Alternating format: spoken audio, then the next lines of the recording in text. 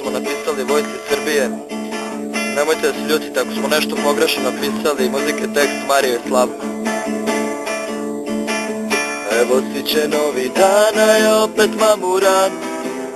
Za fizičko se spremam, muka mi da pomislim, kamoli da potrčim, iz klekove da radim.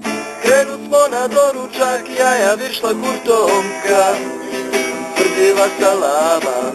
Uzeo sam zaloga i osjetio povraćaj, al nastavio dalje. Stroj je opet krenuo, za obuku se spremio. Počelo je sranje, stoje korak gazim ja, jebe me starešina. Leva desna jemba, pored nebe stojim ja, čekala si na rampa. Sama neće da se kreće, onda skidam šrafove, lapetove obloge i stojim kod motora.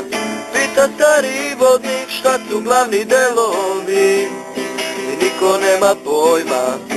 Onda sledi zabrana, nema grada, vikenda i svi su u bedaku.